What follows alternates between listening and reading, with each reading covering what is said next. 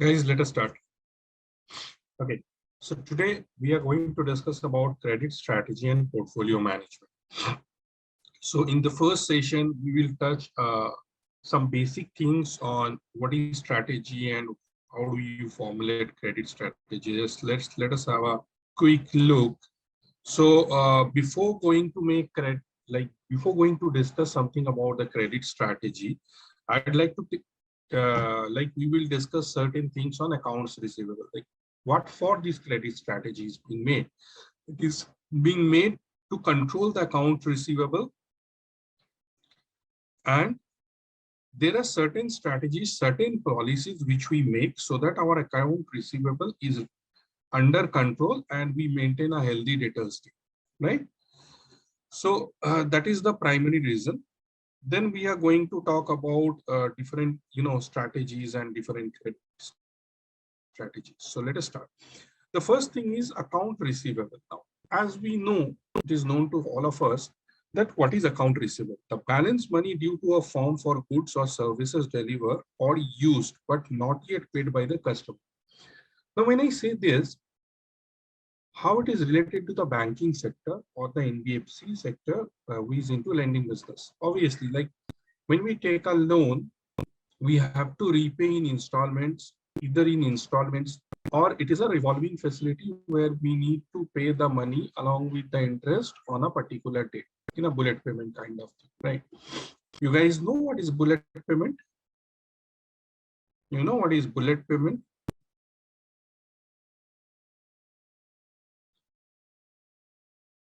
Any idea about bullet payment? Correct. On due date on one shot. So it happens on cash credit. It happens it happens on inventory funding, especially where you have to make a payment on one shot, right?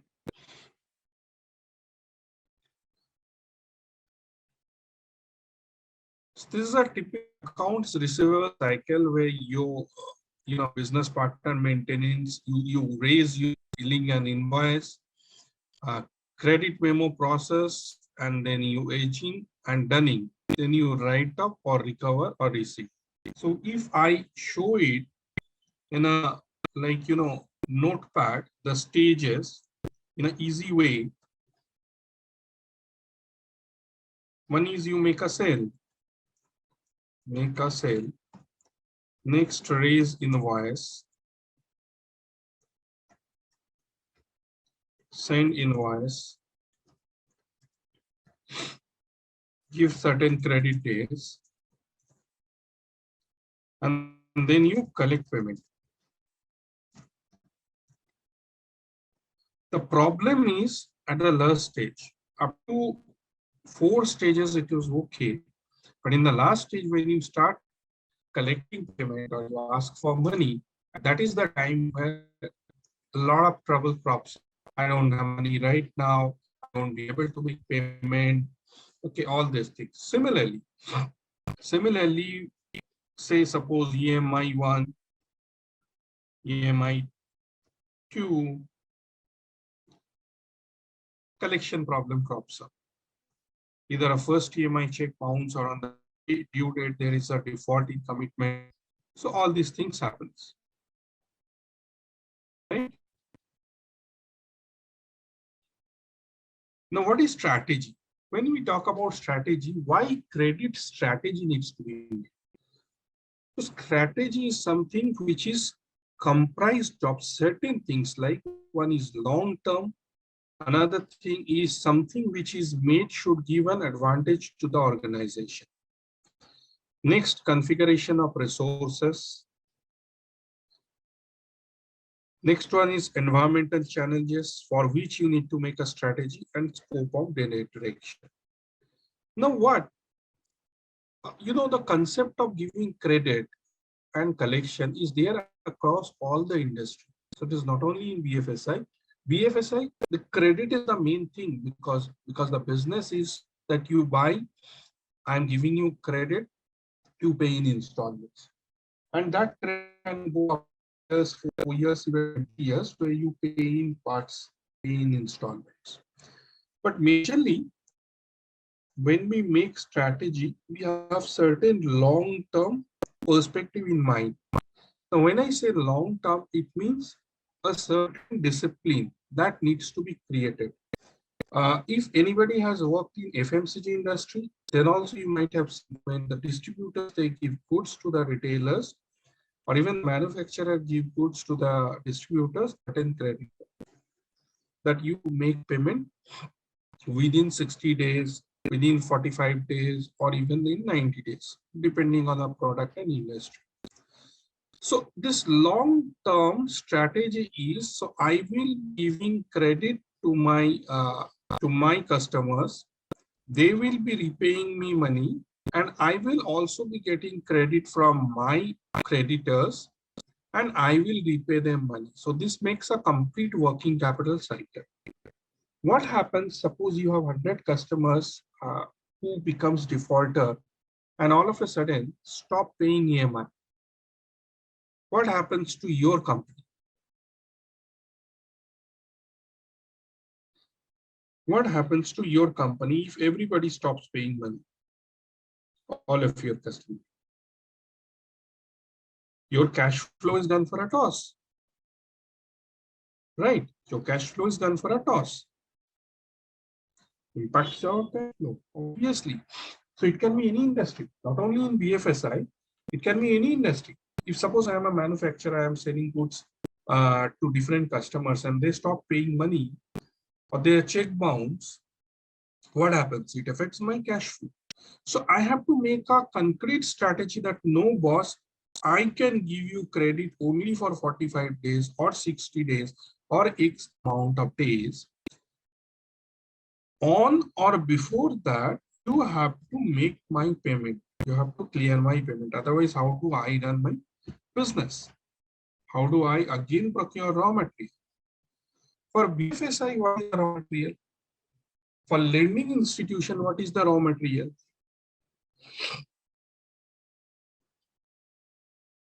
What is the raw material for lending institution?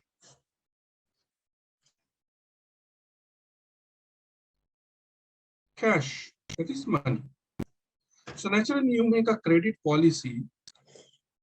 Now that policy doesn't include only credit days, but also the credit policy that this customer has to be given this amount, this tenor, this product has to be given this amount and this tenor, and not only this tenor, there has to be a risk-based pricing, which will mitigate the risk which we are taking, right? Now, what is the advantage to the organization? Advantage to the organization, the main advantage to the organization is maintaining a healthy cash flow. Maintaining a healthy cash flow is the most important advantage to the organization. That is the reason for which I make a credit strategy that my cash flow is intact. Next, in strategy, it comprises of configuration of resources. So what do you mean when I say configuration of resources?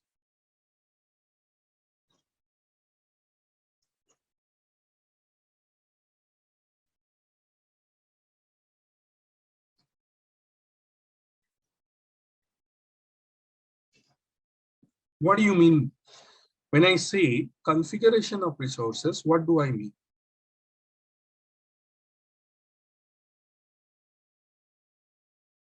How to plan our cash flow or payments. Okay, very good. What else?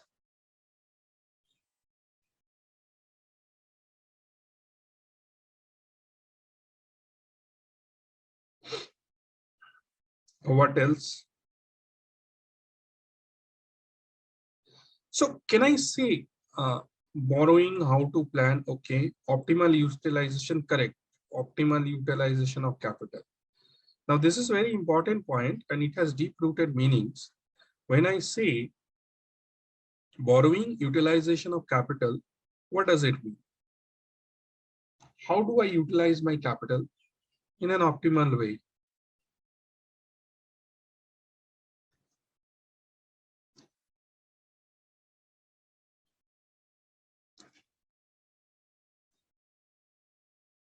How do I utilize my capital in an optimal way?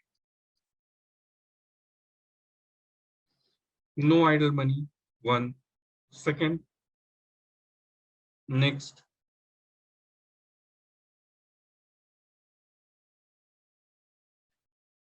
Proper risk assessment. Very good. When to borrow and when to raise capital. Good. What else it could be?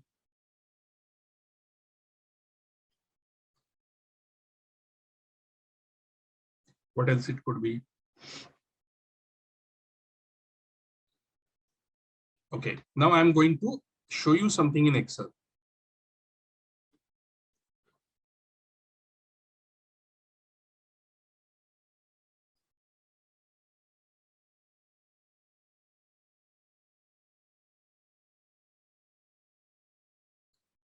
Say product one,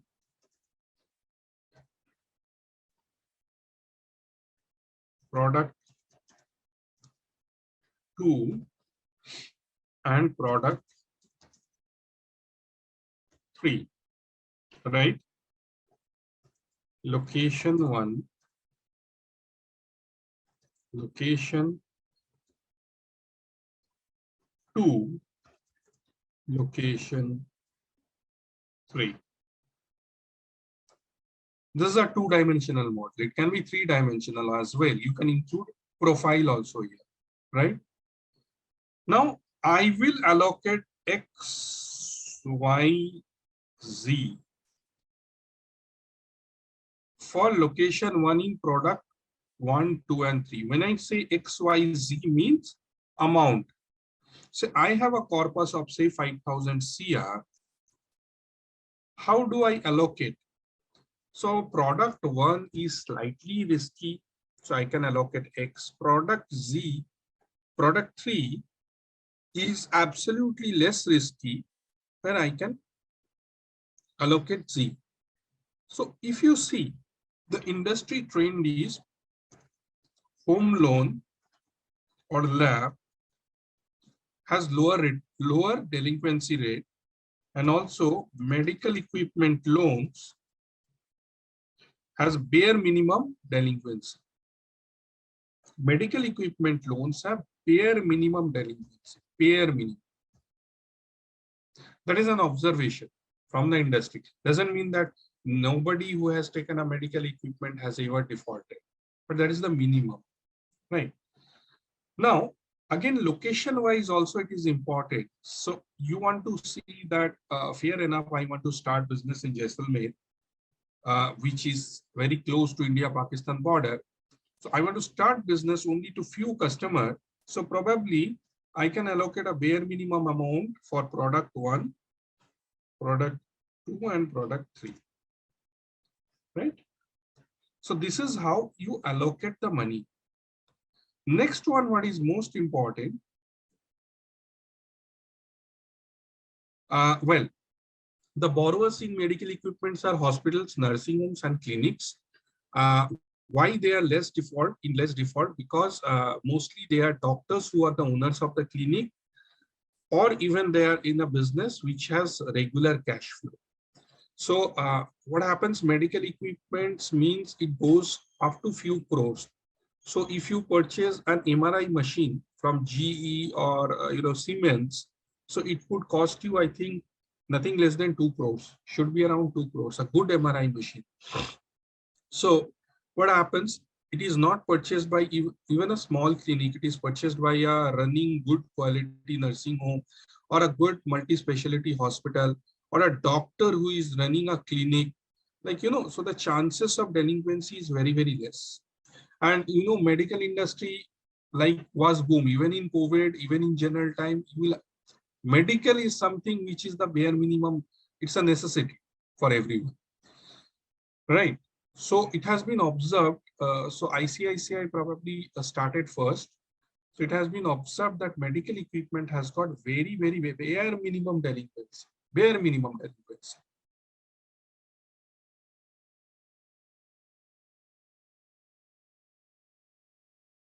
Most welcome.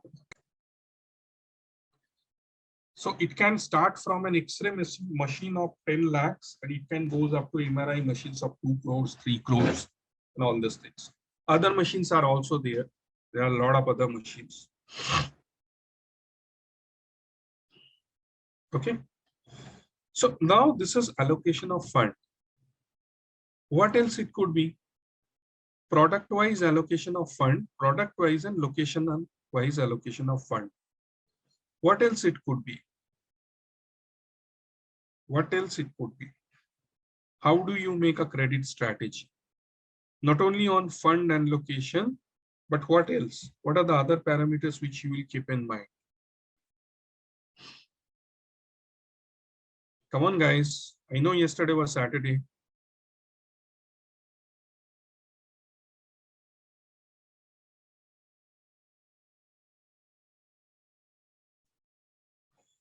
Yeah, so this is very important.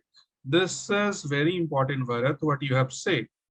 Normally in BFSI, we categorize customer like first time user,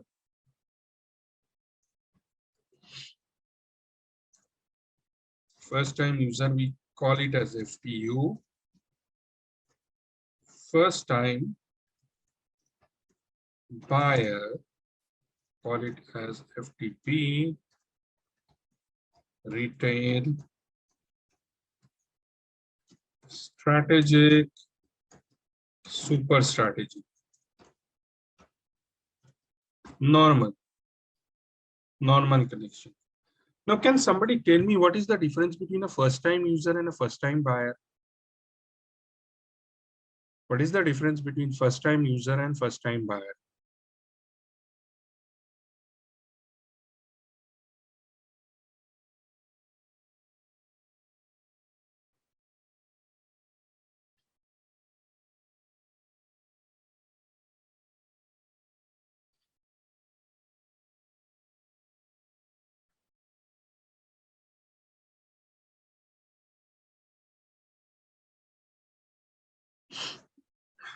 Lack of energy, it seems.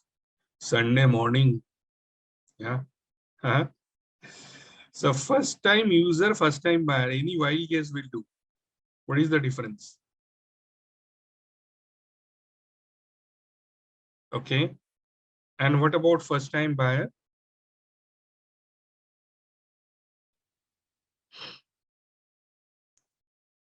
You are saying for first time user, no credit history. Agreed. But what about first time buyer? What is the difference between first time buyer and first time user? So you will get it in auto industry, you will get it in CVC everywhere. First time buyer is new business. Okay, someone who used to lease. Correct, Kunal.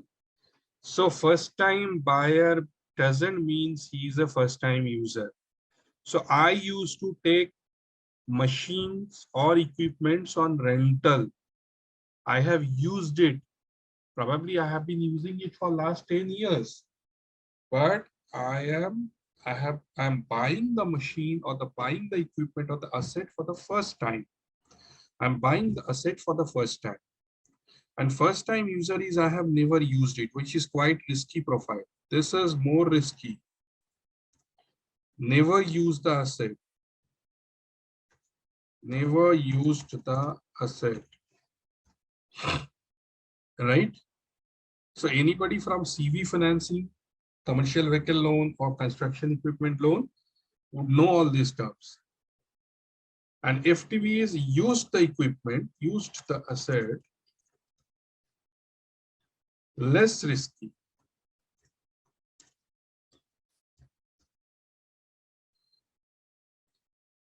A retail normally already having minimum 2 assets up to 9. Plus there are a lot of norms are there. Strategic more than 10 assets. Super strategic more than 10, along with that some turnover clause are there. Right? So these are normally classifications of different customers. Right? More than 10 assets plus other norms. Now, what you are going to do? This is category.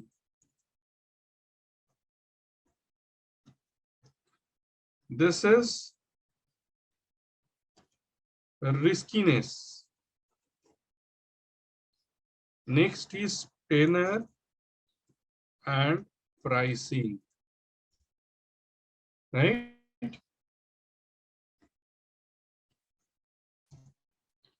This is something which you have to plan, right? Correct me if I'm wrong. The tenor and the pricing which you are going to give for an FTU, will you give the same pricing to a super strategic customer? And if you do that, will he come to you?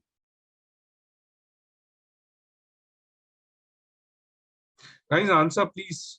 This has to be an interactive session.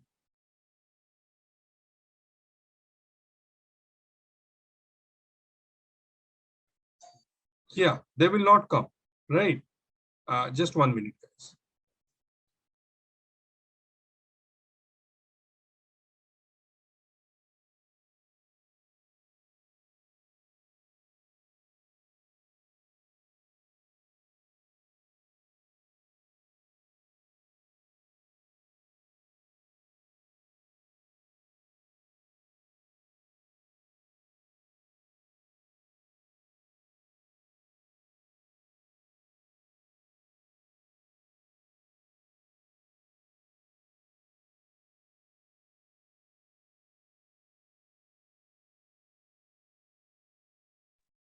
Yeah, sorry, guys.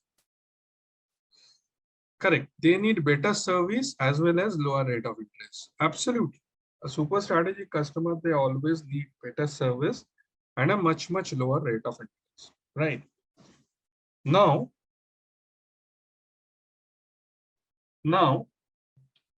there is one more important factor which you are going to strategize. So I said this one is a two-dimensional model, right? At which location and on which product, how much money you will allocate.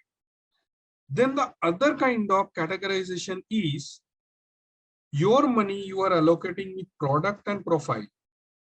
Again, product one, product two, product three.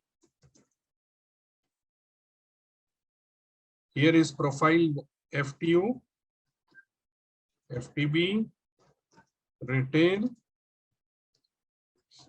strategic, super strategy. Does this make sense? That out of my total corpus of 5,000 CR, in product one, I will be allocating this much money for FTO, and then if it crosses that threshold, I'm not going to fund any FTO. I will keep this much money for super strategic. After the threshold value, I will either borrow or I will stop funding to super strategic for the time being. Then I will realign, go and check my portfolio. I will see if everything is in order, then probably I will fund. Right? Does this make sense or not? Have you seen any lending institutions all of a sudden have stopped funding for around 2 to 3 months, then again we started funding?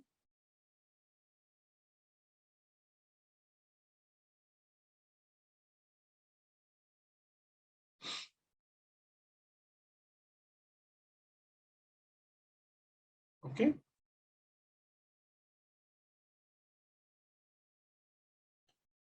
So this is very important. So configuration of resources, not only your fund, but also your manpower.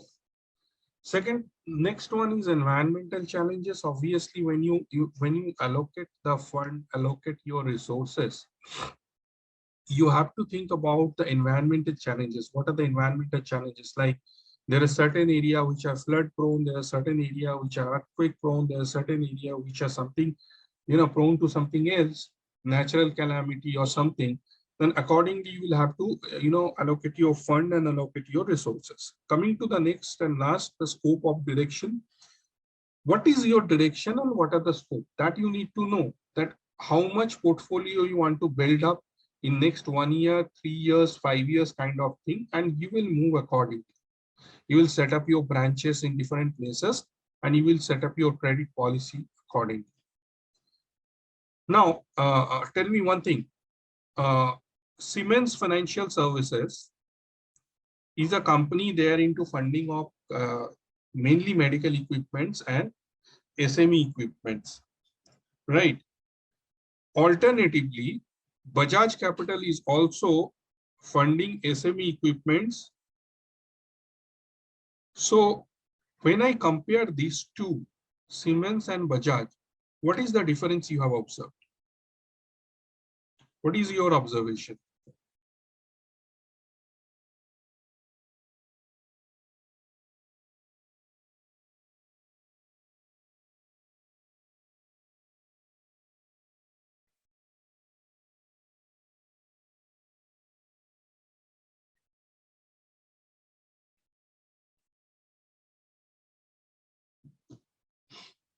What are the problems you have faced between Siemens and Bajaj? What are the difference? What are the basic difference between Siemens and Bajaj? No, I would say that suppose they are investing, you pick up a category from Siemens who are mostly investing in, like say the ticket size is around 25 to 30 lakhs, and you compare the same ticket size with Bajaj Finserv. But there are significant difference. What is that difference?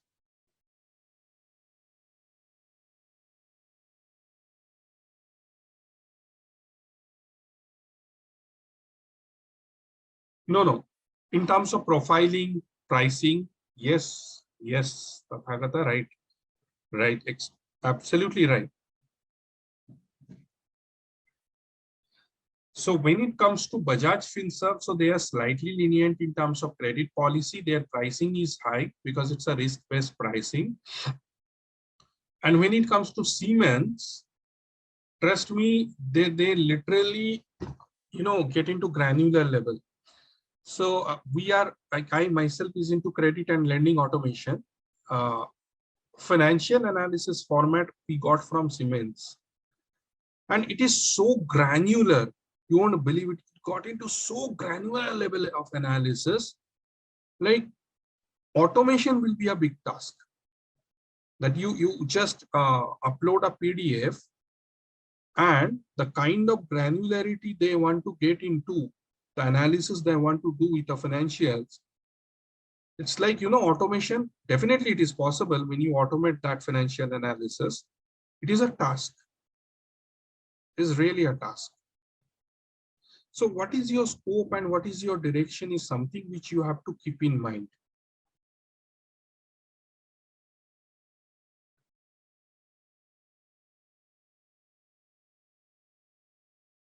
Very important point. What are the objectives of credit control?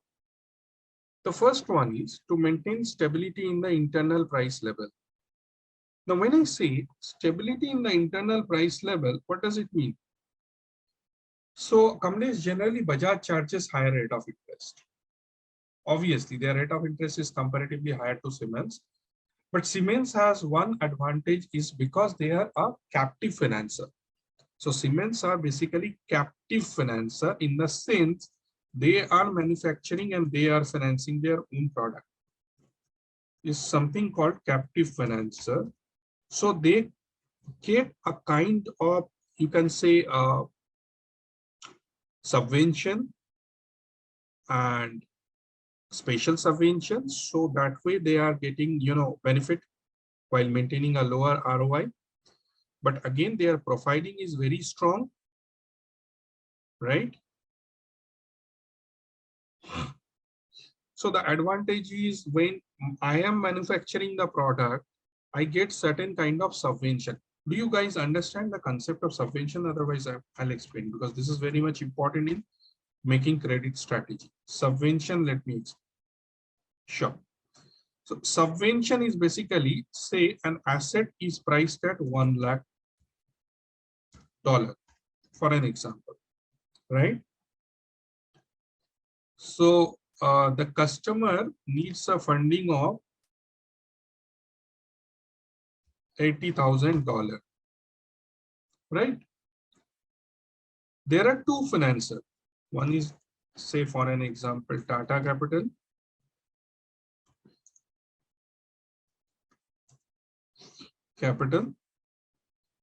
Another is Siemens Financials.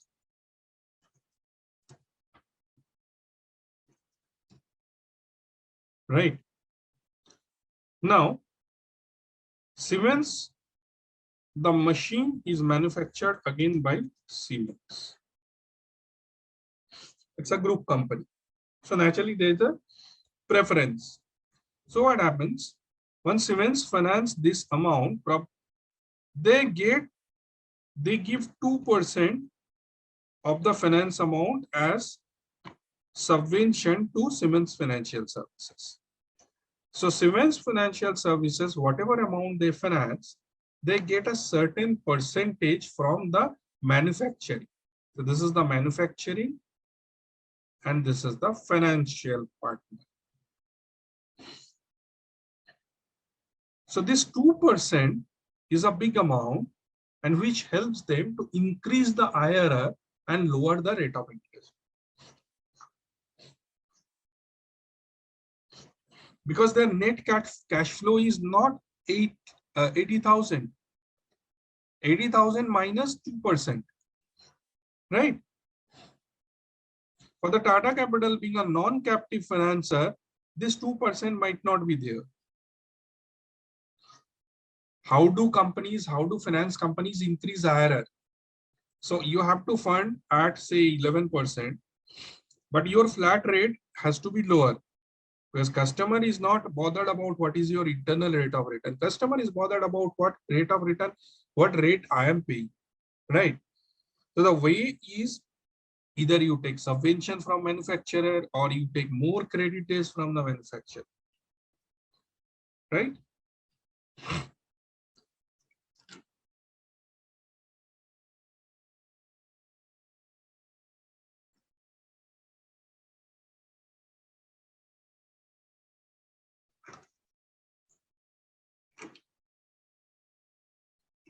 Got it clear?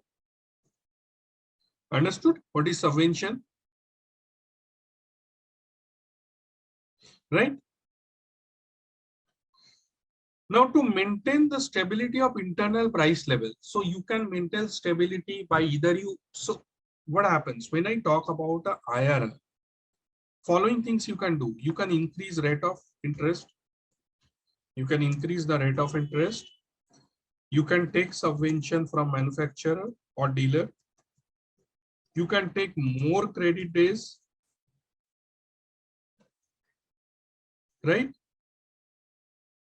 These are the normal three methods by which you can increase the IRR, right? So why you are going to do this? You have to maintain a stability in the internal price level. If your IRR is too less, your net interest income is less, your net interest margin is less, and you might end up at making loss. Because again, from the net interest income, you have to take out the operational expenses as well, right? Next is to maintain stability in the exchange rate. Now, this is very much important for the LC cases, letter of credit cases, right? How many of you have done a letter of credit cases? Yeah, so Kamlesh, this is a good question. Normally, upfront payment in the sense is the financer will deduct this amount and pay the balance amount. So this is the trend that they will not get it later. They will deduct the amount and give the amount to the dealer. But the finance amount that will be considered is 80,000, right? So 1,600 they will deduct and give balance amount to the dealer or manufacturer. Okay. Now, when I say maintaining the stability in the exchange rate, what do I mean? Right. So I have to make certain credit policies in terms of hedging, right? When I am doing an LC funding. Now, when do I do LC funding?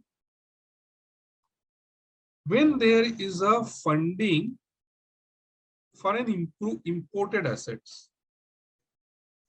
Say imported asset one customer is purchasing imported asset from China, right? So the amount has to be remitted to the manufacturer who is based out of China. I am a financer, I'm sitting in India. How the operation happens? Anybody, any idea how LC takes place? And what is the role of credit rating, credit policy, credit strategy here? Any idea about LC funding? LC arrangement, letter of credit? Guys, can you speak up, please?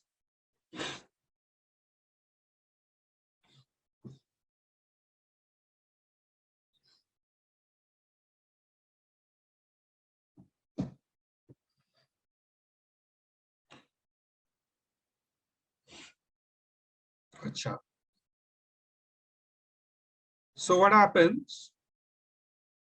Say XYZ is a company from China and buyer is based out of India. Financer is based out of India, right? Right. So even the financiers are tied up. Like there are many companies who are tied up with someone is tied up with Axis, someone who is with HDFC, someone with ICICI.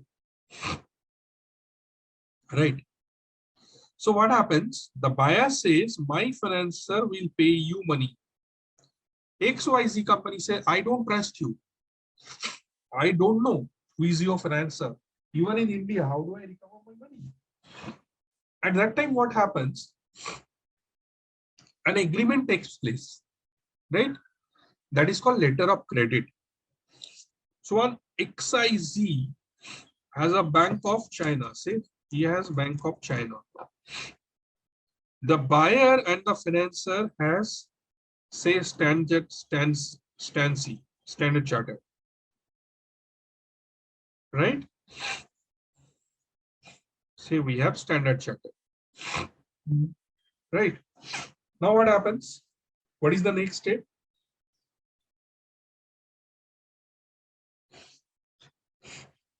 The agreement happens between Bank of China and Stancy. So it's a four-party agreement. So XYZ, Bank of China, Stancy, and the buyer and financer.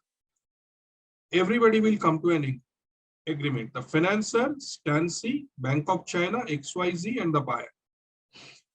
That I will make payment to XYZ company through Bank of China, through Stancy and Bank of China. The Stancy is saying I am taking guarantee that this payment will be made to Bank of China, okay, on this particular day, based on the currency value on that particular day, right? And there are other factors also. There is something called usance period. Anybody has any idea about usance period? Any idea about usance period? Okay. Anybody else? Any idea about usance period?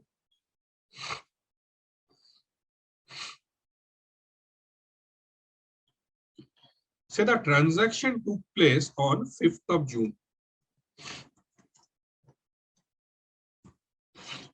The XYZ company has loaded the machine on ship. It will take around 40 days to come to Indian port. Okay. Then what happens? Then the usance period is the gap between the sale and the payment that is being made. Say usance period is 60 days. So from 5th of June, on the 60th day, Stancy will remit the money to Bank of China. And obviously, the financer will give money to Stancy. This gap days is called usance period, right? The moment the shipment is done, bill of lading, uh, there are certain bills, bill of lading and all these things are sent to Stancy, and the Stancy verifies it, Bank of China verifies it, and then ultimately the payment is processed. So this is how the entire LC operates. Now, how credit policy can? One thing is, credit policy is very important that the bank you choose. So generally, what has been seen in LC transaction, they prefer Standard Chartered or HSBC, who are global banks and have a global presence. Just a minute, guys.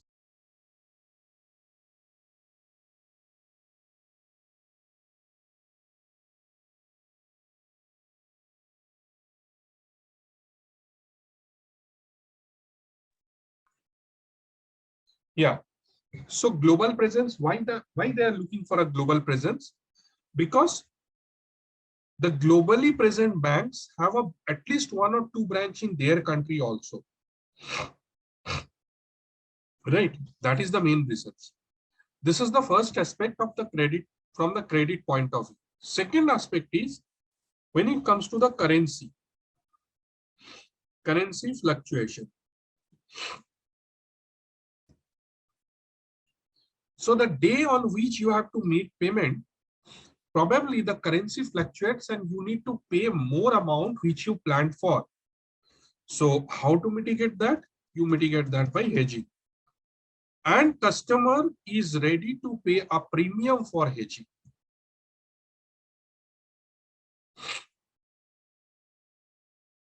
Right? Customer is ready to pay a premium for hedging. Right? Okay. Next is to maintain stability in the money market of the economy. Now, how does it happen? How come credit control makes stability in the money market of the economy?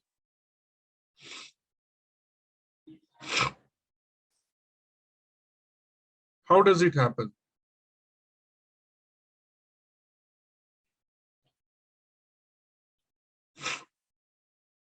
How do credit control makes a stability in the money market of the economy?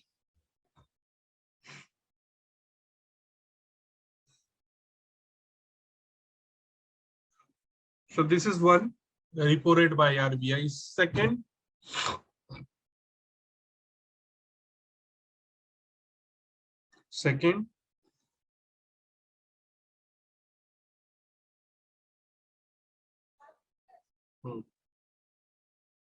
maintain liquidity. Maintain liquidity is extremely important. Maintain liquidity is extremely important. If there is no credit policy, if there is too much of delinquency, you don't have cash in your economy and liquidity is gone.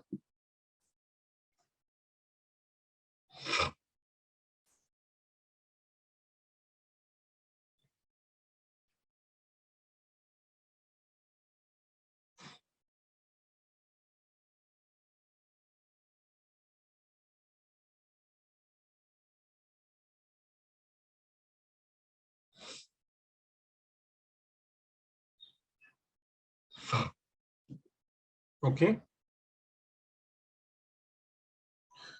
Next is to eliminate or to reduce the vagaries of business cycles by controlling the regulating supply of credit. What does this mean? What does this mean?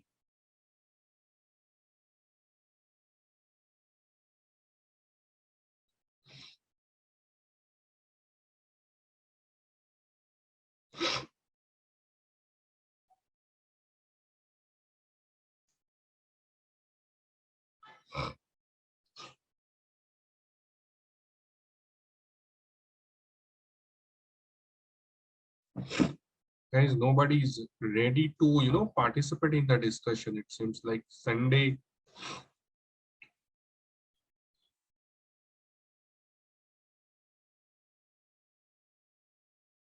Correct. So lending less is very important. Plus business cycles, how the business cycle gets affected. So when I talk about business cycle, that means what? Raw material, production, then stock in hand, then debtor to cash, then again cash. So cash to cash, this is a complete business cycle, right?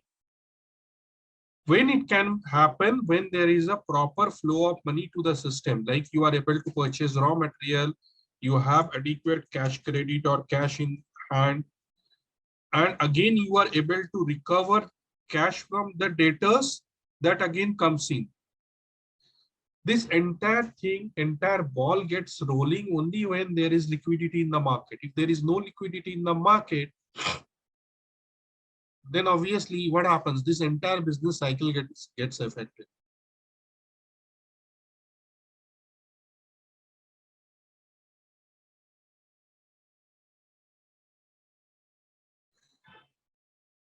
To maximize income, employment, and output in the economy. So what happens? When your credit is under control, NPA is low, you have more money to fund, you have lesser rate of interest, people will invest in business, there will be more industries, and there will be more employment and income and output in the economy, right? To meet financial requirements of the economy, not only during normal times, but also during emergency or war. So when your credit is controlled, you have liquidity, you have enough reserves, okay? And naturally, you keep reserves for the emergency or exigency. The last but not the least is to promote economic growth. Okay.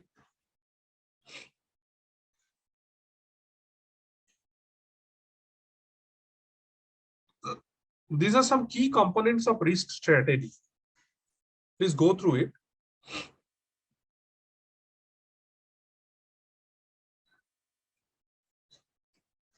Yeah, so managing limits is obviously very, very important. Absolutely true. Managing limit is very, very important. So I'll give you just one example, like how to, I'm sure you guys would be available.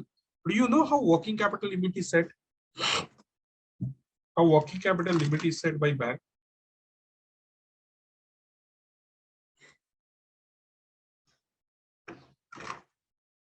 Any idea? A normal thumb rule of setting up working capital limit in the form of CC or OD by banks. Any idea?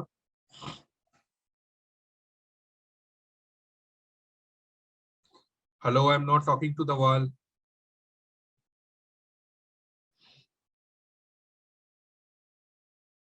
Anybody else? Praveen? Have any idea how working capital is set? How limit is being set? So one is your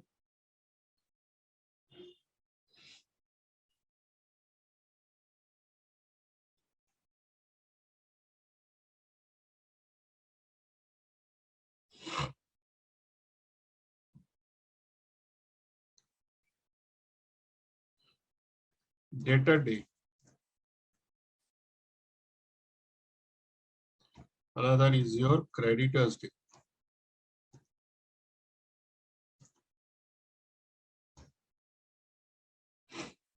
Right?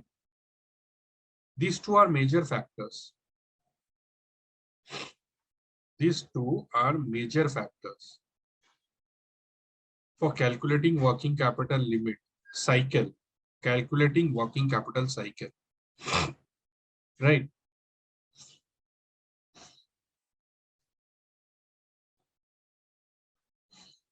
Generally, other factors are there. Stock holding period, WIP, right?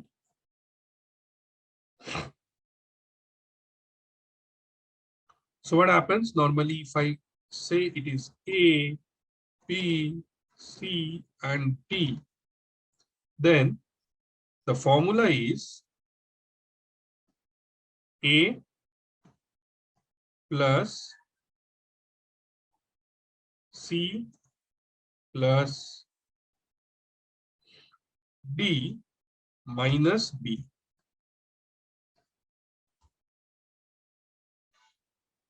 This is your typical working capital cycle.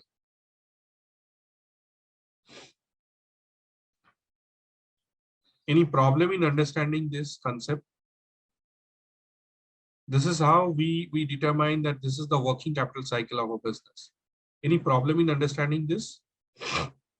I can explain.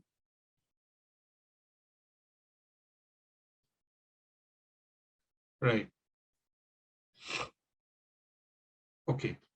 So what happens?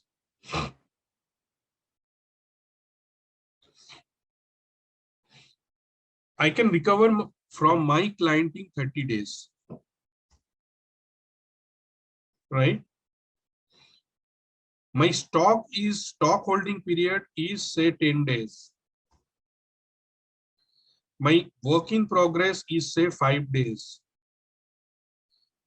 This is the time where my capital gets blocked. My capital gets blocked. And my creditor is giving me a credit period of 20 days. Right? This is the benefit I'm getting. Now this portion, my capital remains blocked. And this is my benefit.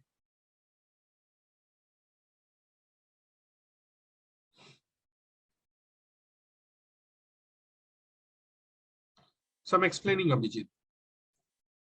Now, you purchase raw materials.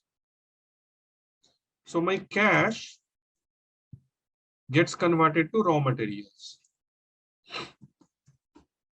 Now raw materials remains in WIP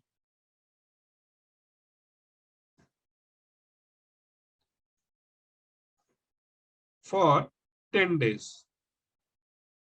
My fund is getting blocked for 10 days, right? Correct or not? Work in progress. For 10 days, my fund is blocked. Yes, no. You understood, Abhijit?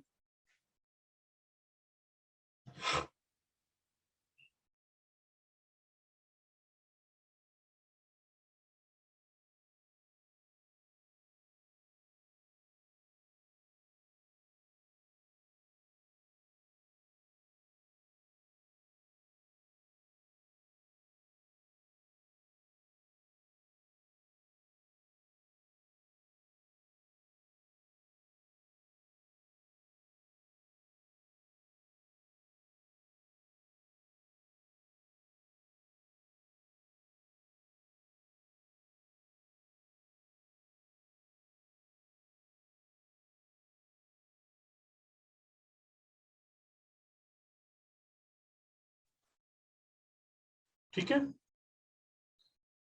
Now, this finished goods are lying in godown for 20 days. Is my fund blocked or not? Tell me. I'm not being able to sell the finished goods. It is lying in my godown. Is my fund blocked or not? Fund is blocked. Then I sell it, and debtor day is another 30. So I have sold it to the debtors. I have sold it to my customers on credit, and they return my money after 30 days. Again, my fund is blocked for another 30 days. Yes, no. Yes or no? Fund is blocked for 30 days. Yes. Now, for how many days my fund is blocked?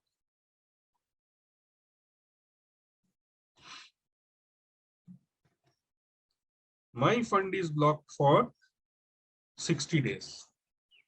Right? 60 days it is blocked. But my creditor is making my life slightly easier. And my creditor day is, say, 20 days. The creditor is saying that, okay, fair enough. I'll give you raw material with 20 days credit. Okay? So net, my working capital cycle is 60 minus 40. Right? So 40 days is the cycle of my entire working capital cycle. So that is the period for which actually my fund is getting blocked, and I have to keep a provision for that. So limit calculation, when you do limit calculation, this is the basic and the only important criteria which needs to be considered. That how much limit you are going to give it. Right?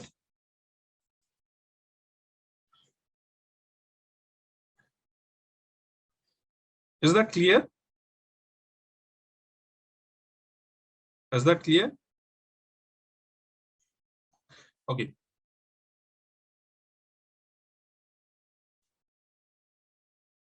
Key components of credit risk strategy. What are the key components of credit risk strategy? One is streamlined customer onboarding process.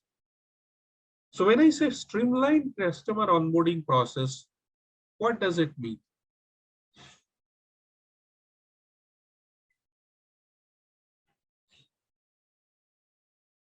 What does it mean by streamlined customer process?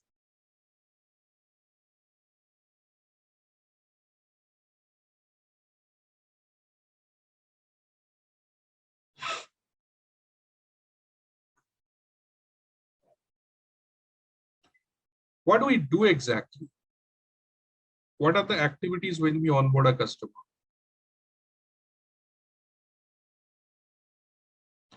List difficulties. True, but how? But how?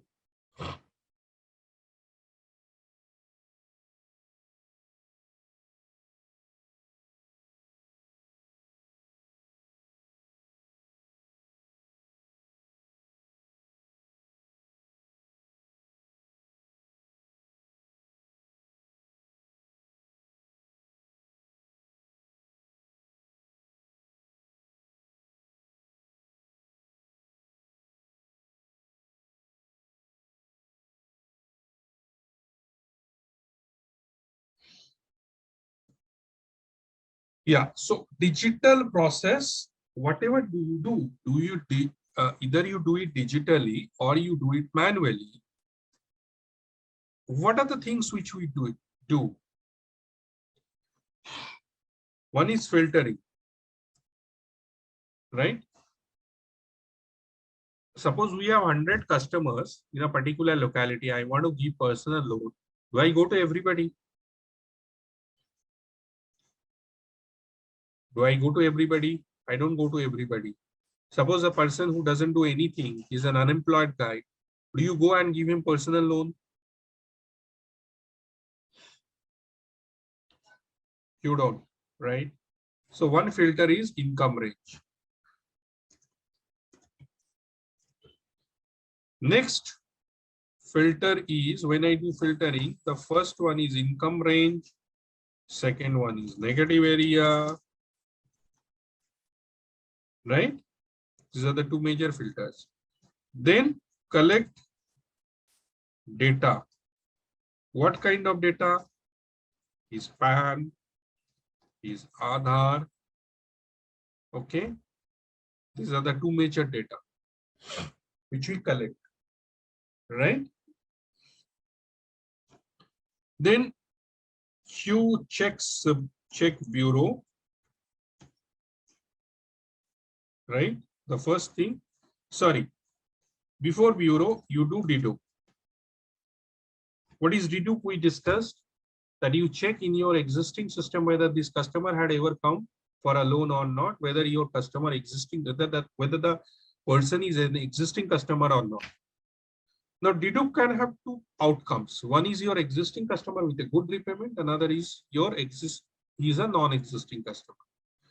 Sorry, three option. One, your existing customer with a good repayment. One, existing customer with good repayment. Second, existing customer with bad repayment. Third, not an existing customer. Right? Dedupe can have these three results, right? Yes or no? Now, once you are okay with the dedupe that either he is an existing customer with good repayment or a non-existing customer, the next step is check bureau.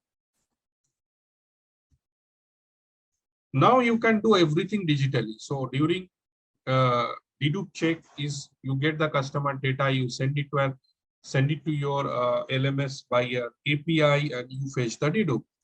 Again, for check bureau, there is an API integration with Siebel, CRIF, Experian, whatever bureau you want to use, and you check whether the bureau score, bureau norms are made. Right? And then you go for the other steps of underwriting, like looking at his salary slip, his bank statement, his FI, RCU, and a number of things, his utility payment pattern, look at certain alternate data. You keep on doing all these things, and then you finally arrive that whether you fund him or not fund him, right? This is how we go, right? So it's a streamlined customer onboarding process.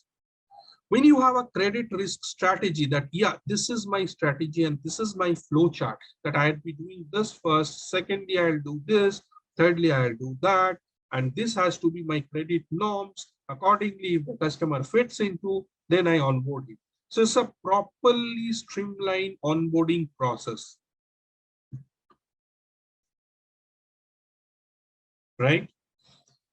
Next is efficient credit data aggregation. So when I say efficient credit data aggregation, what do I mean by credit data aggregation? Where from I do aggregate the data? Guys, please pick up. This is absolutely becoming a one-way communication.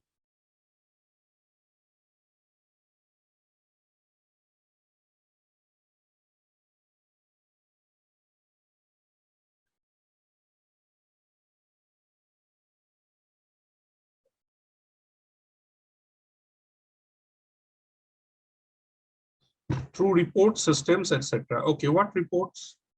One is bureau report. Second is dedupe reports, client documents, and there is something most important nowadays is alternate data.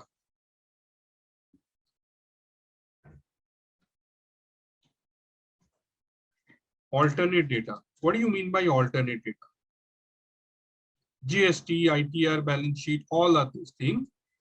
But this is something which is also very important nowadays, which has become very important nowadays. Alternate data, like your utility bill payment pattern, your mobile bill payment pattern, a reference check, correct? Field investigation, RCU check. So now you had aggregated from different source points, you have aggregated the information or the data. And you have aggregated, once you have aggregated the data, now what do? Now you underwrite and you decide whether to go ahead or to drop the proposal, right? So this is all about efficient credit data aggregation. Next is when I talk about best in class credit scoring model. What is this credit scoring model? What is credit scoring model?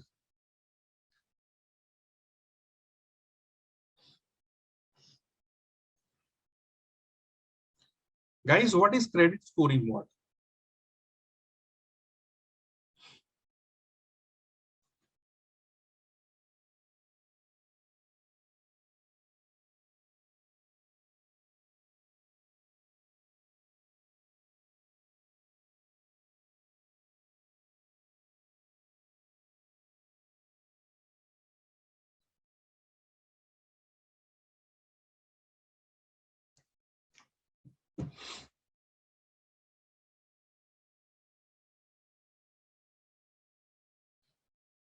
Okay.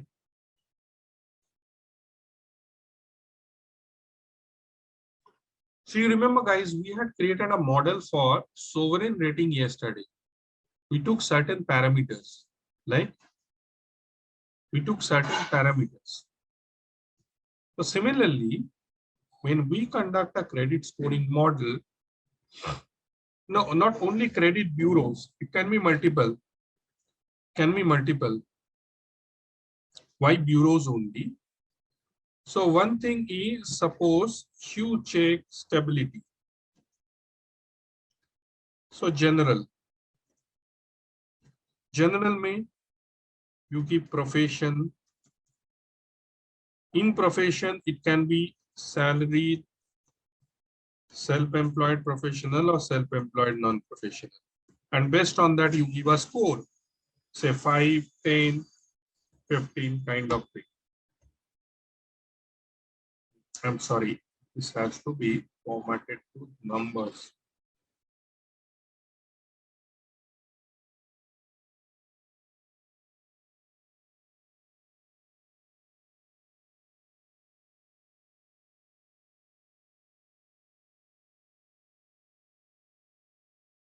Say it can be 5, can be 10, it can be 15.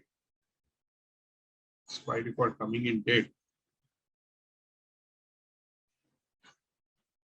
5. This is the score suppose you are using. For an example,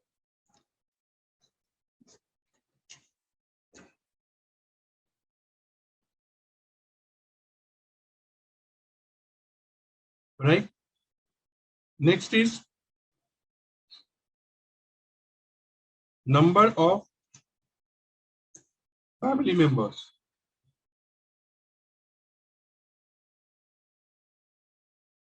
You give a score to it. Number of earning members in the family.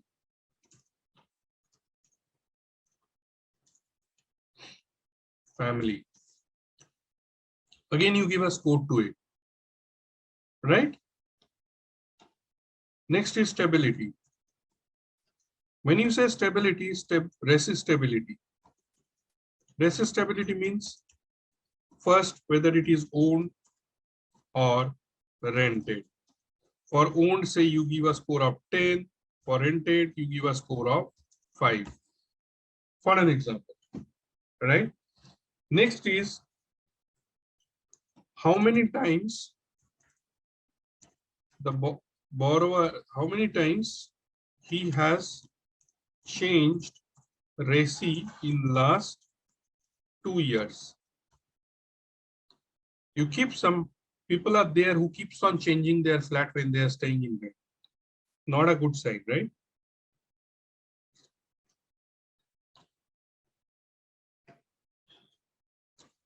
Is it a good sign that if I change my residence every 6 months?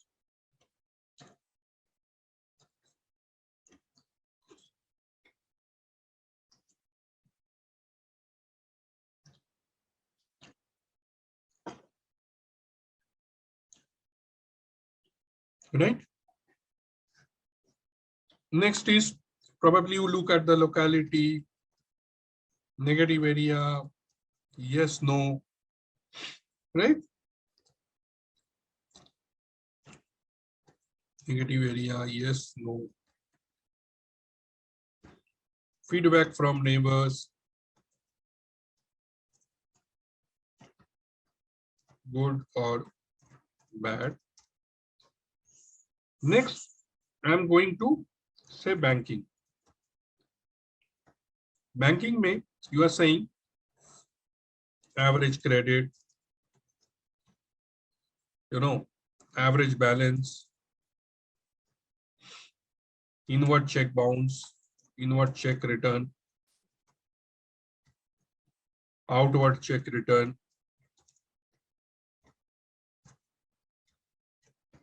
salary getting credited, yes, no, bank Yes or no? Uniform salary getting credited. What does this mean?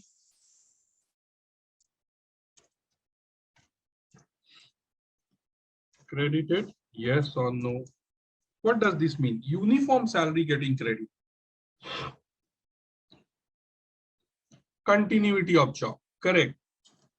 So if my salary getting credited uniform and from the same source, that means I am continuing in the job. I'm not frequently changing my job.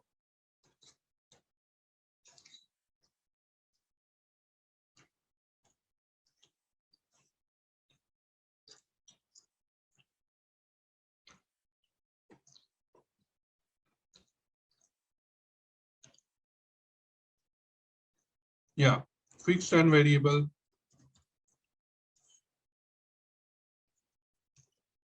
credits. What else do you look into the bank statement? When you look at a bank statement, what else do you look?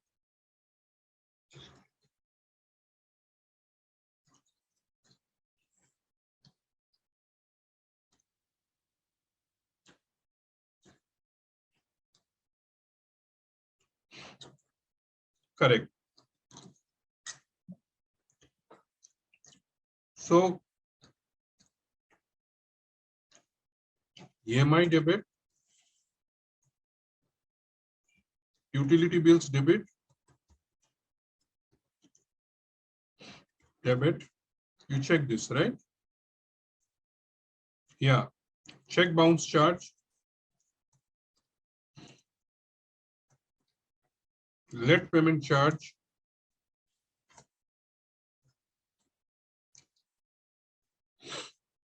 credit card payments. Correct.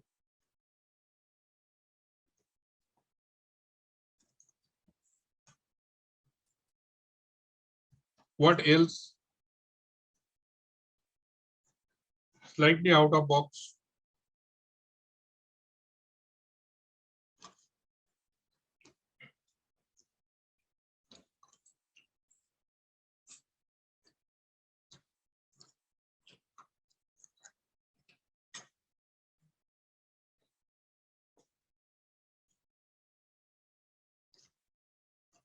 Yes.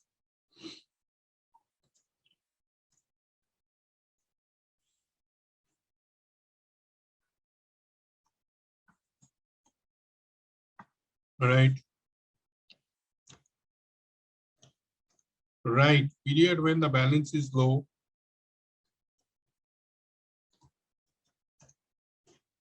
When the balance is low.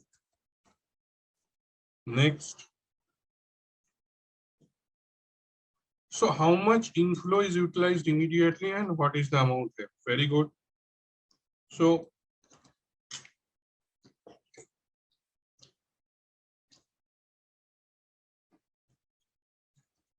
utilization of amount credited. What else?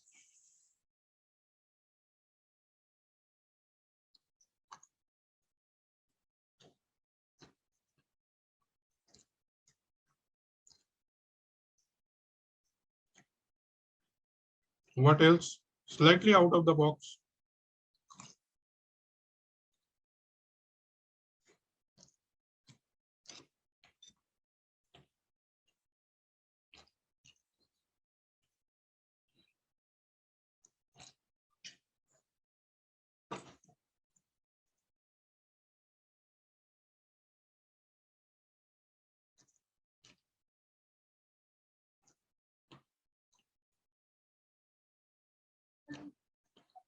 Now you see every month there is a debit in the name of 1% and the amount is uniform, more or less uniform. The amount is more or less uniform. What do you understand from this?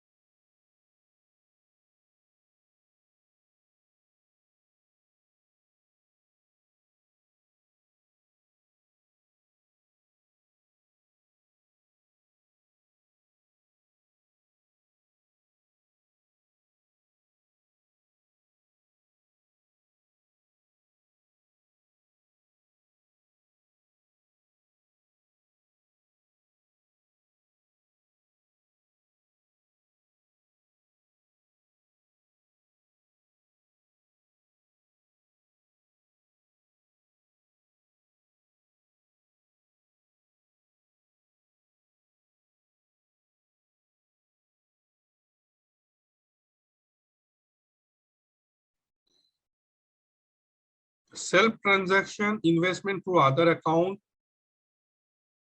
family paid for home expenses, or supporting someone else, or diversion or loan obligations. Either debt from person, correct. So there could be an obligation. Probably he has taken, this is something called off the book debt. So the debt which is not getting reflected in bureau reports is something which we call off the book debt. So he has taken the debt, but it is not coming in bureau reports. And he is repaying the money. Now, while you calculate FOIR, will you consider this as a liability? Yes or no?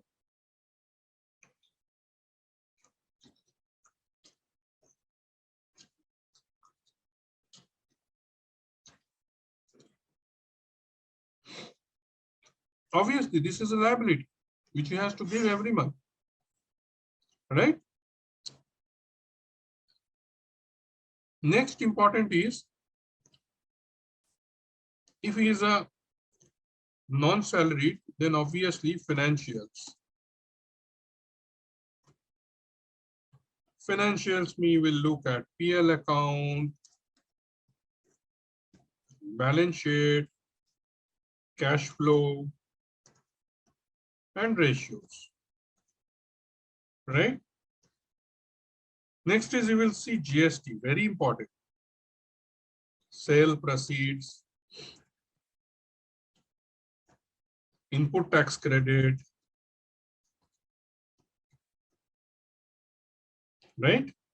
And then this sale proceeds has to be in sync with your banking credits and the PL account credit side, which is getting reflected as buy sales or buy revenue.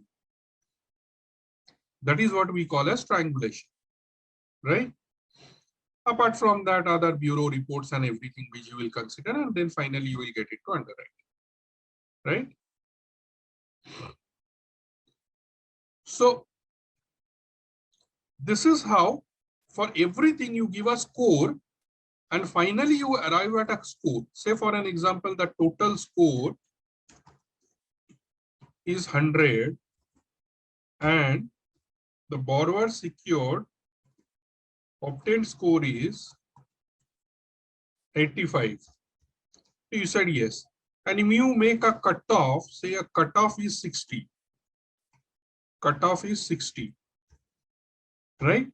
You say below 60%, I will not, anybody scoring below 60, I am not going to fund him. Right? Then you make a range of the scores, like 60 to 75. LTV will be 70% and IRR will be 18%. 76 to 85, LTV 80% and IRR 15%. Why? Because based on score, you can assess the riskiness of the profile of the deal. And you conclude that this is, if this is the score, this is the LTV and IRR I am going to give. This is what we call as a credit score. Clear? Any query in the credit score model?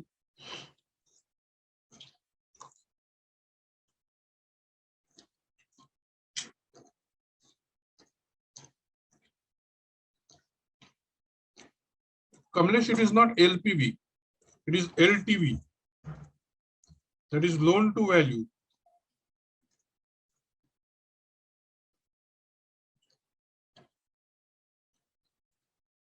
It is LTV, loan to value. Yes. So suppose your asset cost is 100 rupees and you are giving funding of 80 rupees. So 80% is your loan to value.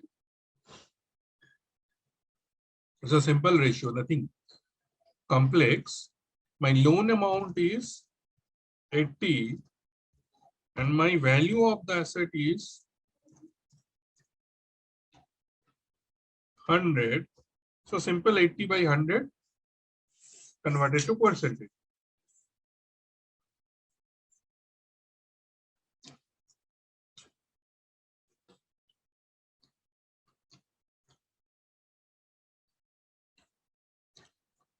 Yes, Kunal, lower the LTV, it is better, obviously, but then again, there is a trade-off.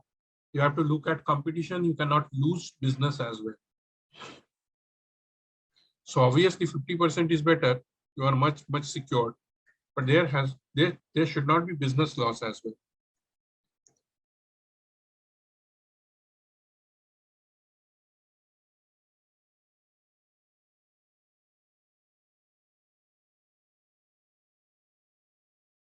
Right?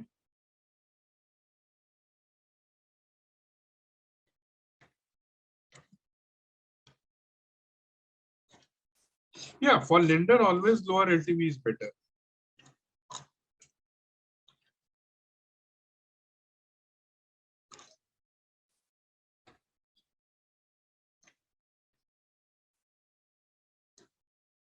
Now, why lower LTV is better? Yesterday, we discussed about collateral gap, if you remember. So your value of principal outstanding will be much lesser than the value of the asset in the market. That's why low LTV is better.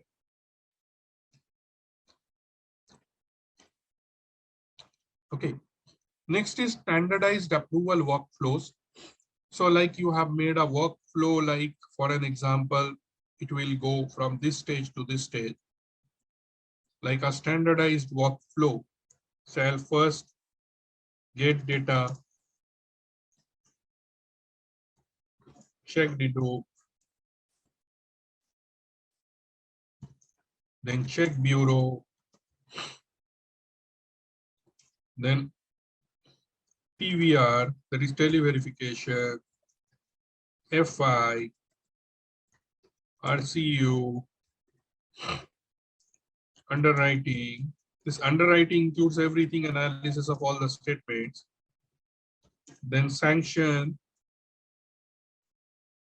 or rejection.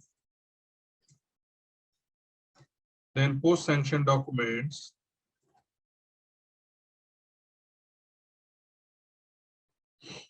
Then post-sanction documents. And then disbursement. Standardized flow.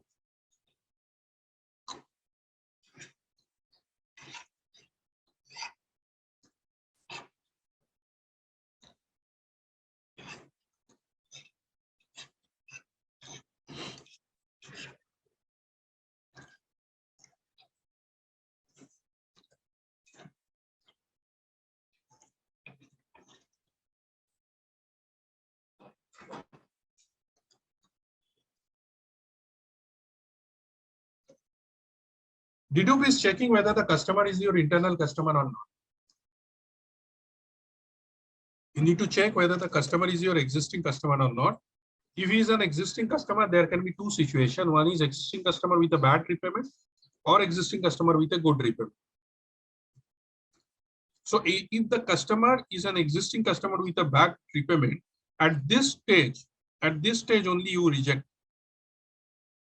You don't need to do all these things. That's the reason the first thing which a bank do, even in LOS process also, if you see, the first step is deduping. Okay.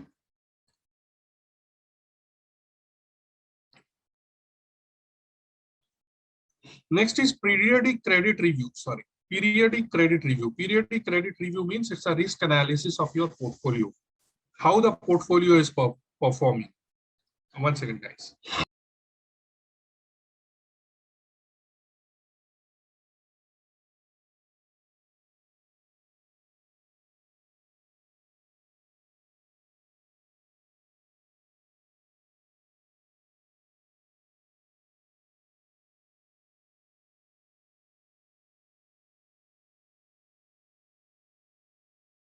So when we say periodic credit reviews, that means we check, look at the entire portfolio, say my book size, whatever it is, 5,000 crore.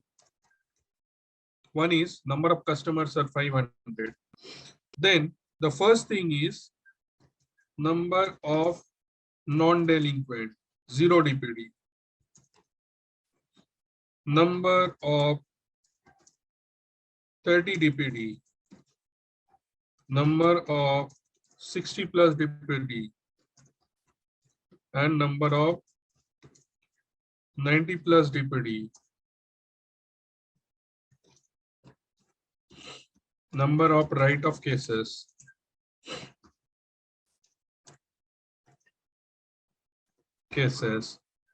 right? Now, it can be two ways. One is number of cases, another is value, right? Then you calculate the percentage. When it comes to number of cases, say 90 plus cases are 15. That means out of 500 customers, if 90 plus cases are 15, that means what is the percentage of 90 plus cases? It's 3%, right? This is how you see.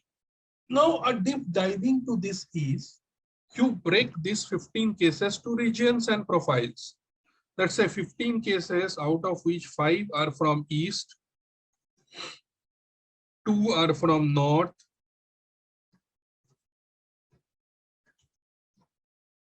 7 from West, and 1 from South, for an example. So which region gives you high delinquency of 90 plus? That is West. Next, you deep dive what exactly went wrong in West, and you will take a corrective action proactively. Probably you have to stop funding for this product or this particular profile in West. So all this, permutation combination analysis, you can keep on doing. Clear up to this much? This is clear? Yes, no?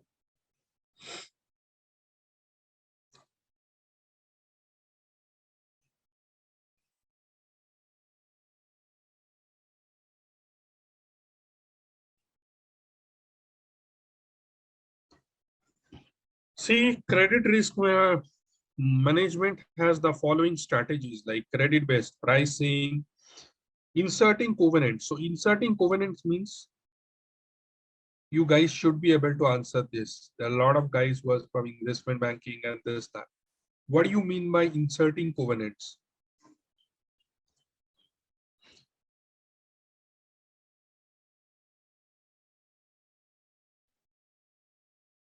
Inserting covenant means, what is mean by inserting covenants?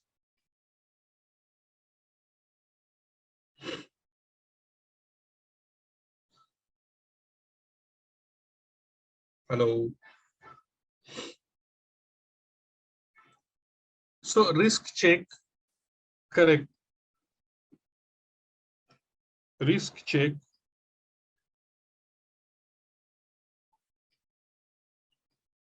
So for an example, there is something called credit conditions in sanction. Credit conditions, where you put conditions like visit or RM visit to the customer place after delivery of asset,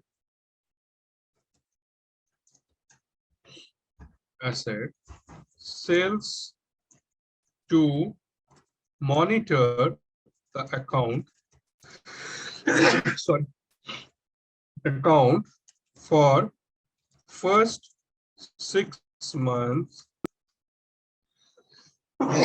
These are some covenants which are given by the credit manager during underwriting.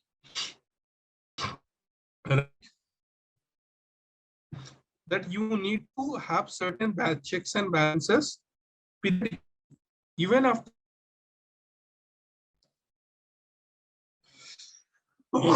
Next is, when you talk about negative covenant, is no further funding to this customer for next 6 months. Make sense? Yes or no? Does this make sense? For the next 6 months, I am not going to give any more funding. I will see how the account behaves for next 6 months, then only I will keep funding. Right? These are certain covenants. Next is periodic MIS review, as we have already discussed, that periodic risk rating, risk review, checking the portfolio. Another is limiting sector exposure. So for an example, a particular sector is in trouble, then you limit the exposure for that particular sector or the customers who are operating in that sector. Now, tell me a case. Suppose for an example, jute industry is passing through bad phase. For an example, you have a customer, existing customer who is into jute business. Now he wants funding from you, but he wants to restrict the funding. What could be a mitigate so that you can give him funding? Yeah, it can be region specific also, Praveen. Absolutely. It can be region specific also. So coming back to the question, this jute guy. So one is collateral. Next one, what can be another mitigates? Like what you will look for? What you will look for? He might have a diversified sources of income. He might be operating in some other business which belongs to some other sector, which is again a mitigate, right? This is a typical credit management process where you set up your credit mission and goal. You make a credit policy, you grant credit, and you do cash collection. Once you do cash collection, you check the overall behavior and you take risk, you do reporting and you make risk reduction methods. Once you make and implement this, you monitor your receivables and credit screening. And finally, your credit management performance is being measured. So this is an overall process or measure. Just have a look and ask me if you have any doubt. Please ask me if you have any doubt.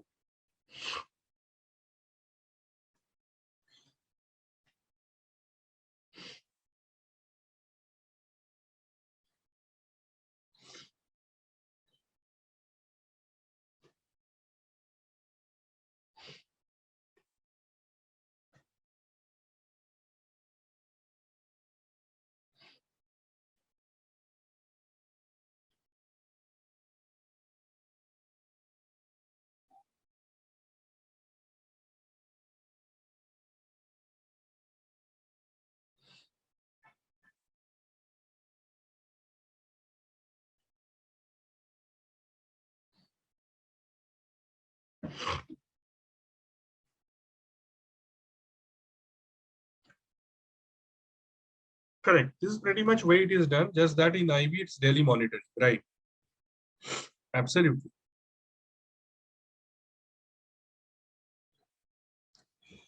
So now we are going to talk about proactive and reactive strategies of credit management. Now, when we talk about proactive strategies of credit management, it talks about in-depth analysis before lending.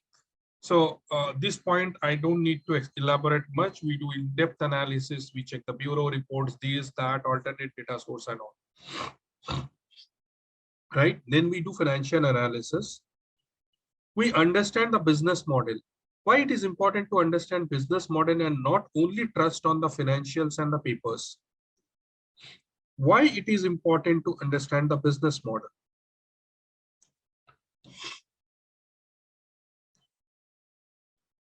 What a credit manager will do understanding a business model.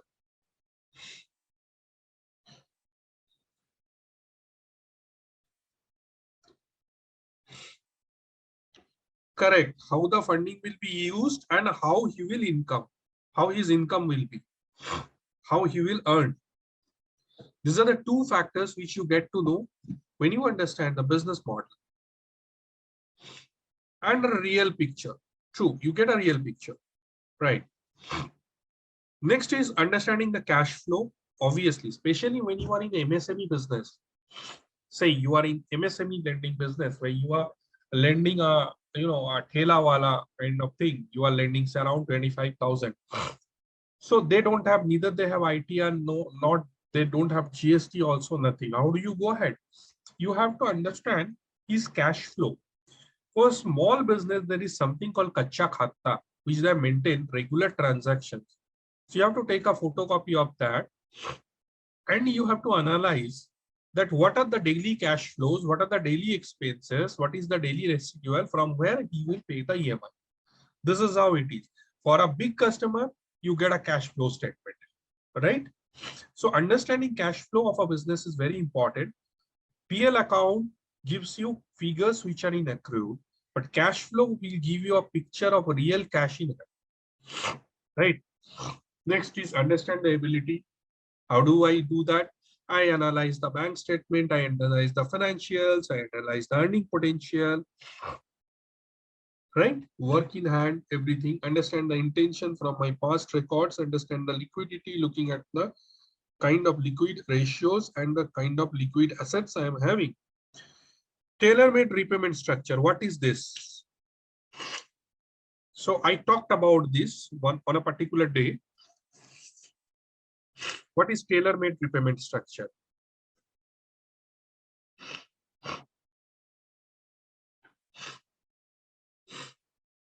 What is tailor-made repayment structure?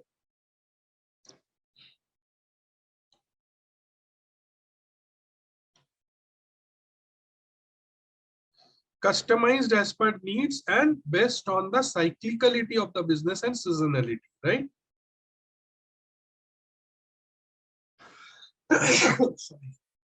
Say my peak season and my off season, right? Peak season, my monthly cash flow is around 70,000.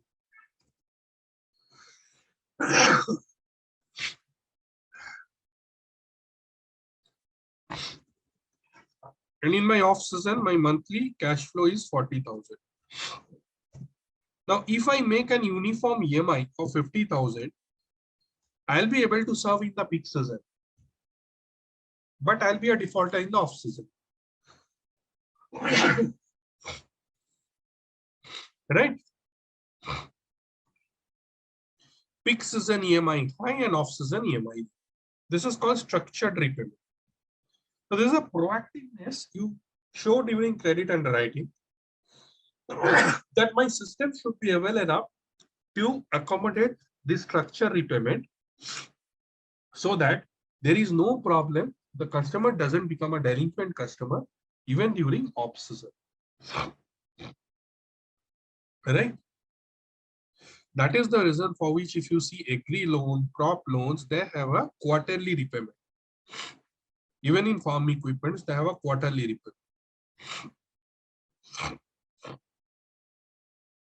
Right? Based on the seasonality of the crop. Yeah, step up EMI, balloon EMI, all these are also possible. Like initially, you keep the EMI low, and then you keep the EMI high, kind of things. Right?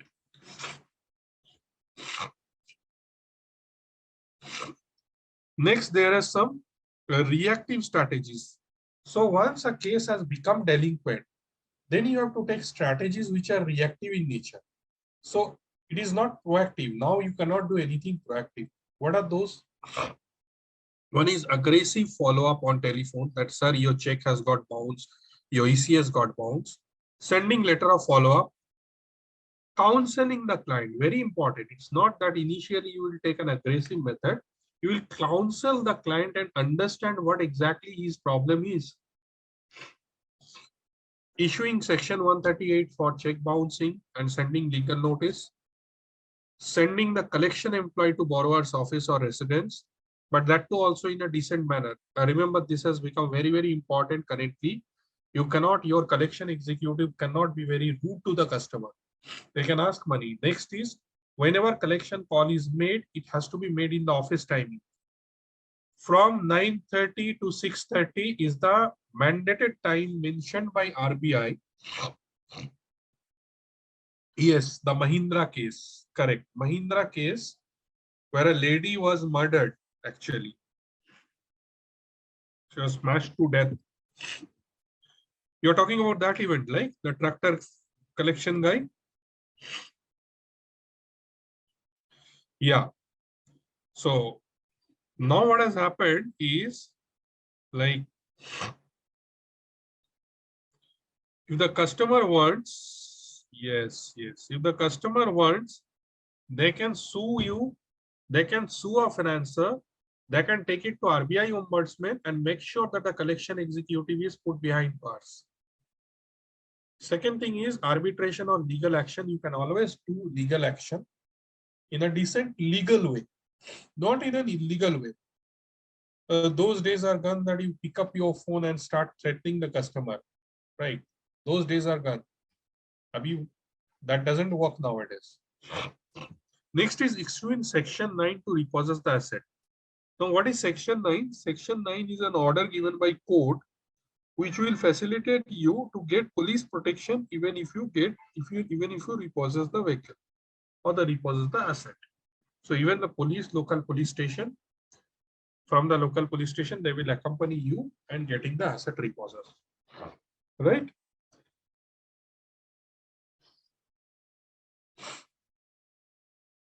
These are some advantages of credit management. One is it speeds up the process. It gives you more accuracy. It gives fraud detection measure, and it gives a pleasant customer experience. Well, this is a quick brainstorming. Just go through this and solve it. Suppose I take a loan of $1,000 from Citibank at the interest rate of 5% per annum for a period of 5 years. I start repaying for the first 6 months and then stop servicing the loan on the 7th month because I have made other commitment elsewhere. How it would impact? So what is the credit risk for the Citibank and how it would impact the liquidity on the bank?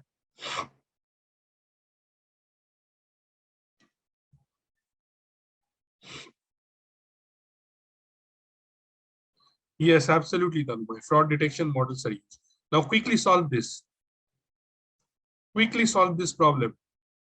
What would be the hit for the bank and how it is going to affect the liquidity? 5 minutes.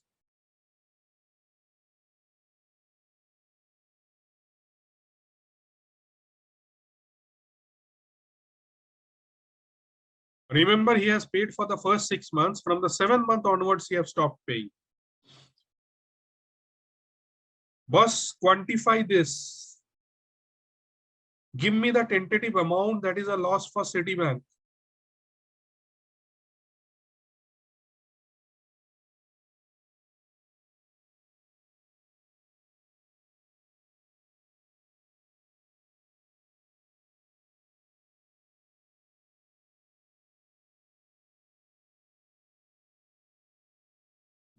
You can assume that equal amount of principal. No, loan table is not required. You can assume that equal principal is recovered every month. Equated principal method. Calculate that now.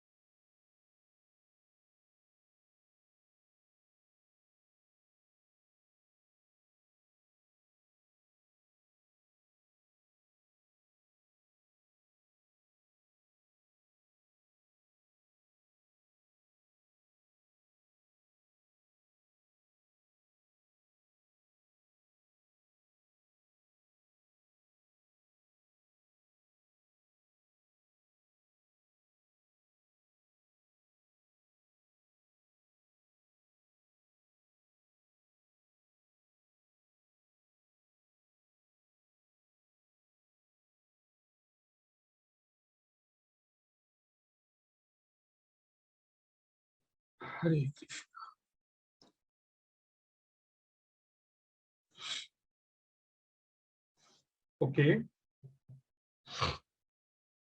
19 is per month EMI. So what is the tenor? 5 years.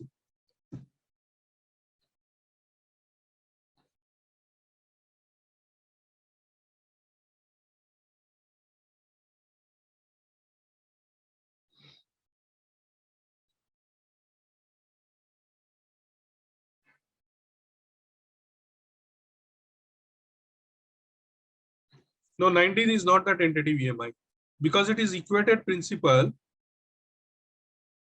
It is not 19, it is 16.67. You can check in Excel. You have taken 1000, right? He has taken 1000 and 1000 divided by 60. 16.67. And he has paid this amount for 6 months.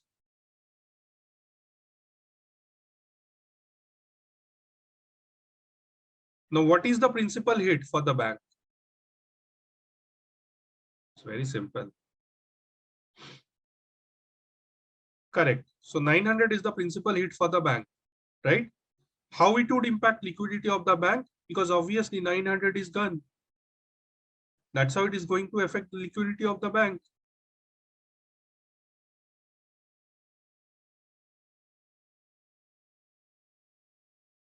These are some typical, risk in banks, which the main reasons are credit issuing process, credit concentration, and cyclical performance.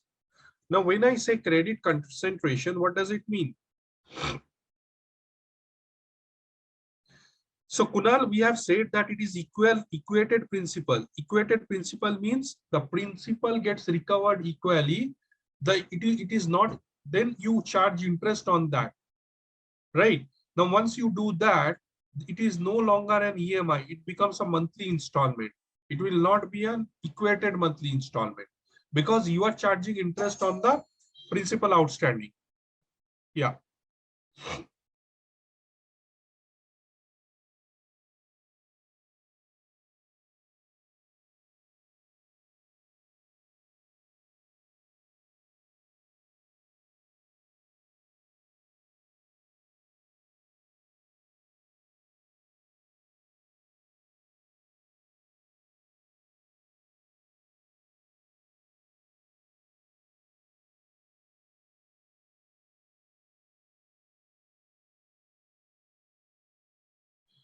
Well, so what is credit concentration? To a specific sector, region, counterparty, specific stock or instruments. Correct.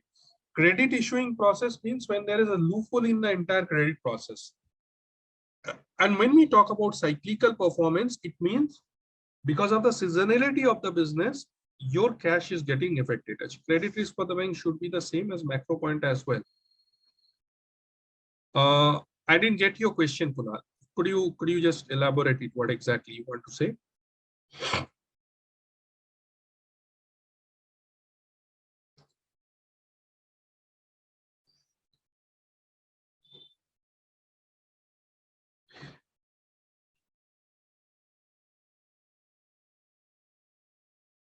Yeah, those are external factors, definitely.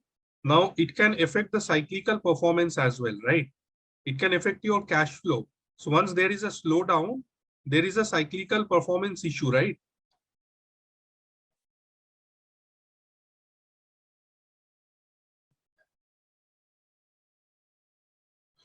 So these are typical risks which we have considered in form, which we have to, remember while we formulate a credit strategy. One is industry risk, business risk, financial risk, management risk, and project risk.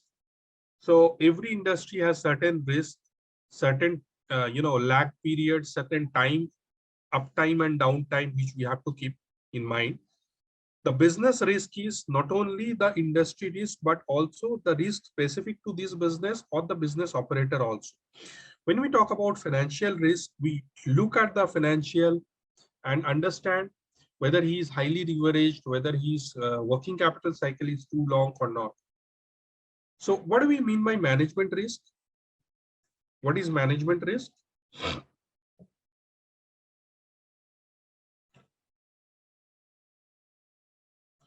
What is management risk and project risk?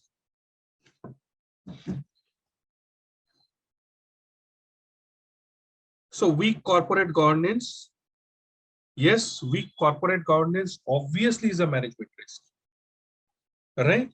Then the expertise of the promoters, relation between the promoters, okay, promoters, any kind of bad reputation or not, stability of the board, promoter pedigree, right? All these things are important. Now coming to project risk, what could be the potential project risks? What could be the potential project risk?